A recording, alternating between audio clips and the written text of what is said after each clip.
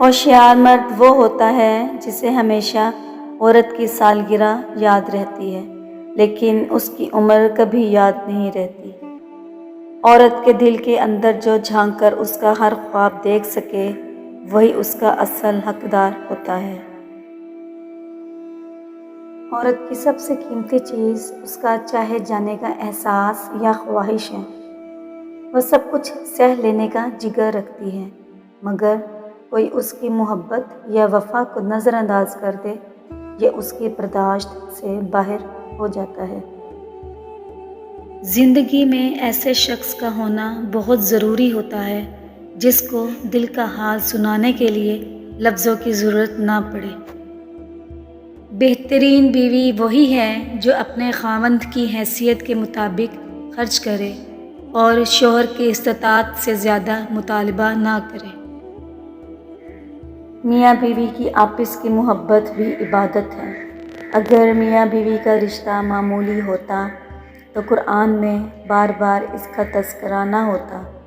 آپس کی ذمہ داری کو عبادت سمجھے، نہ کہ بوجھ خیال کرے۔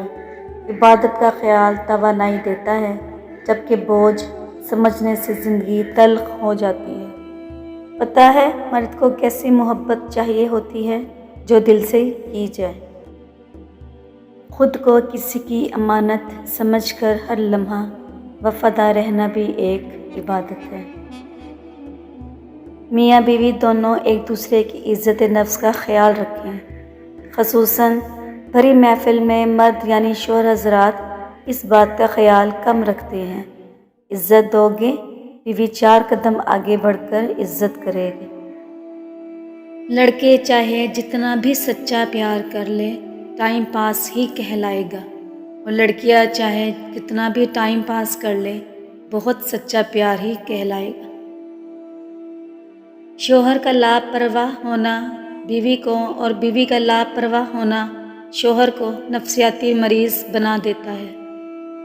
ایک مرد کی محبت تب تک کامل نہیں ہو سکتی جب تک وہ دوسری عورت کے احترام میں اپنی نظریں نیچی نہ کر لے۔ روٹھنا عورت کا حق ہے اور منانا مرد کا فرض۔ محبت کے قرض ایسے ہی لٹائے جاتے ہیں۔ رتبہ عورت کا کتنا بڑا رکھا ہے رب نے، رحمت بن کر آتی ہے اور جنت بن کر جاتی ہے۔